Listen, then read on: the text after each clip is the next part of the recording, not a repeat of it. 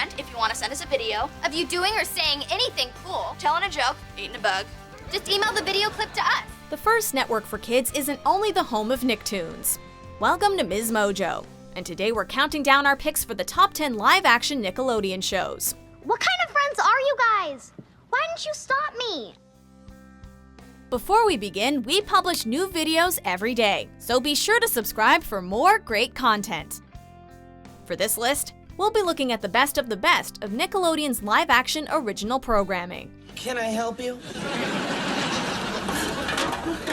What's up with the cans? Just a little burglar alarm I invented. Number 10. Clarissa Explains It All. Maybe I don't exist either. Maybe I'm the atom on the thumbnail of a giant. Upon reaching a certain age, you have to learn the strange facts of life as they apply to a typical teenager. Luckily, Clarissa Darling, played by Melissa Joan Hart, is here to help explain it for us. Here's a Clarissa Darling snowbound update. Since the pipes froze, we had to go out and dig our own water supply. When she's not butting heads with her evil little brother, she talks directly to us about the issues of teenage life, as she's lived them, which include taking care of the house when your parents are sick, looking cool for school picture day, and dealing with your best friend spending too much time with his girlfriend. As clever as she is charming, Clarissa certainly helped us get through some confusing times. I can just imagine what he and the lovely Miss Quackenbush have been up to. Number 9. The Adventures of Pete and Pete. With Artie out of the picture, the international adult conspiracy began their crackdown.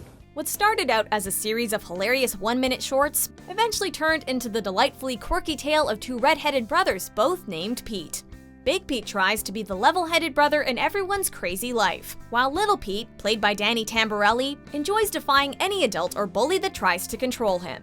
Rock beats scissors, scissors beat paper. Shut up and throw, Drool Cup.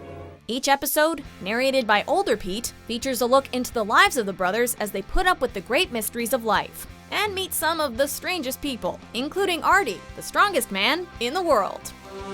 We are the Nightcrawlers. Oh, snappy name, my little Vikings, and happy. Number 8. Zoey 101. Ladies, it's really cute that you want to try out, but there's no girls team at PCA. So we'll try out for the guys' team. Yeah, it doesn't work that way. Sorry. When a former all-boys boarding school starts accepting girls, don't be surprised if you see a clash between the two genders. However, for Zoe Brooks and her friends, gender wars aren't the weirdest thing to happen at Pacific Coast Academy. Zoe, played by Jamie Lynn Spears, can find the solution to any problem that this school or her pals can throw at her, except for what to do when your best friend has a somewhat secret crush on you. We know you miss Zoe, man. I don't just miss her. I'm in love with her.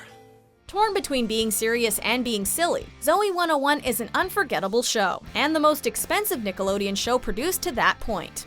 We'd still give anything to be a student at PCA, even after all these years.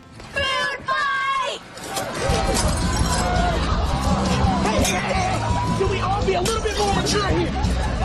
Number 7. Kenan and Kel. I'm Henry Luna, president of Luna Tuna Corporation. How do you do? How do you do?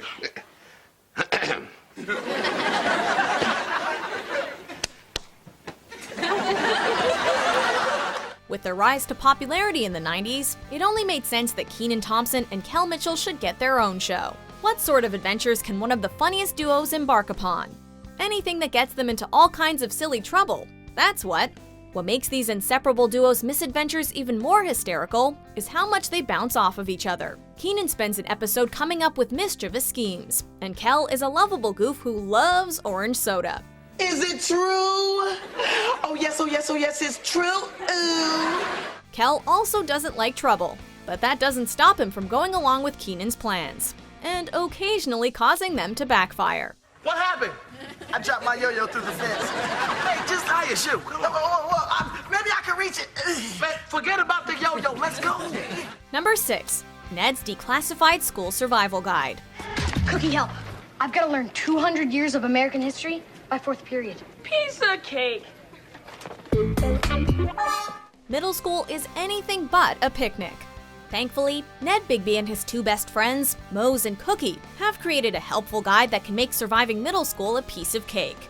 Each episode features our 3 junior survivalists facing a typical middle school problem, such as dealing with bullies, getting organized, stress, and blossoming romances. Hey, Ned, I've been waiting for you. Oh, you're gonna have to wait a little longer.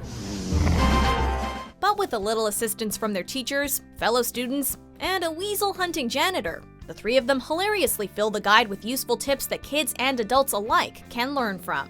Hey! You can't stand the heat! Get out of my extra credit volcano! Number 5. iCarly. You have a squirrel on your face. Why, no, ma'am. The only furry thing upon my face would be this here mustache. Tired of adults trying to control what you can and can't watch? Carly Shay, Sam Puckett, and Freddie Benson sure are. In the show's first episode, Carly and Sam are denied a chance to pick their favorite contestants for a talent show when working as judges at the auditions. Okay. Tonight we're gonna show you some kids with super insane talent. Freak show! Stop it. So they settle for the next best thing. They start up a web show where they can do anything and everything they want. With Carly and Sam as hosts, Freddie as the tech producer, and some help from Carly's eccentric brother Spencer, they plan to make iCarly the best comedy show on the web. If Sam doesn't kill Freddie first anyway. Give me the key! Give her the key! Only if she promises. Number 4. The Amanda Show. That was so good! No, it wasn't good. Good boys know what's good, and that wasn't. My mother wants a refund. Following her own rise to Nickelodeon fame, little Amanda Bynes graced the airwaves with her very own sketch comedy show, featuring hilarious sketches such as Hillbilly Moment, Tony Pajamas, Crazy Courtney, Judge Trudy, and even her own Dawson's Creek parody. Dawson had a creek. Moody has a point. But the hilarity didn't just happen on stage. Behind the scenes, Amanda plays her own #1 fan, Penelope Taint, who tries all kinds of harebrained schemes to meet her hero, and promote her own Amanda website, www.amandaplease.com. You're going to the back of the line. But I'm Amanda's biggest fan. I have my own Amanda website. What's more, we also see the foundation of another famous Nickelodeon comedy duo. More on them later. Compared to the Fahrenheit factor of the free next to... Mom, they're eating all our food. Number 3. Are You Afraid of the Dark? Hello, Karen. How are you? We've come for a little visit. Remember being part of a club with your friends? You'd all gather around the campfire deep in the woods at night and tell the scariest story you could think of. Well, that's exactly what the Midnight Society is all about. Every week, this young group of friends tells each other and the audience creepy and spooky tales of ghosts, curses, and demons. A good lot of these stories usually have a happy ending, but others, not so much.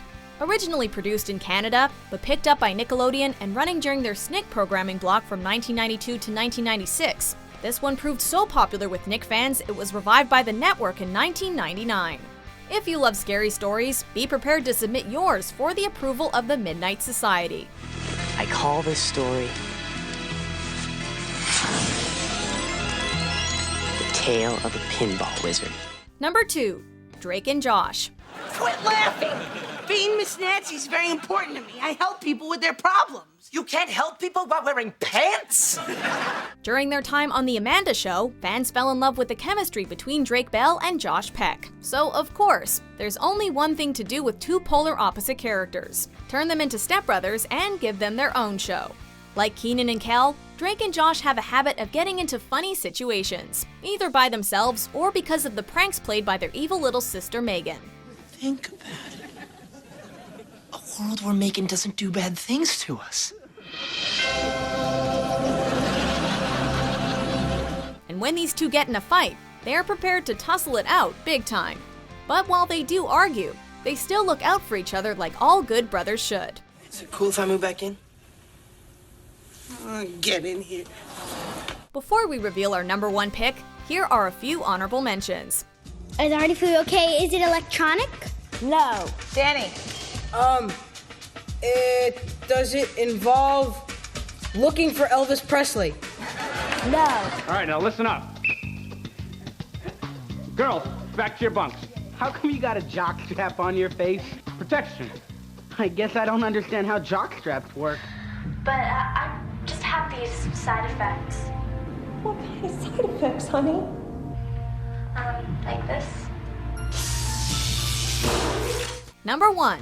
All that. That was me! I'm Repairman! Taking the number 1 spot is the live-action Nickelodeon that fills us with the most nostalgia and acted as the stepping stone for half of the shows on this list.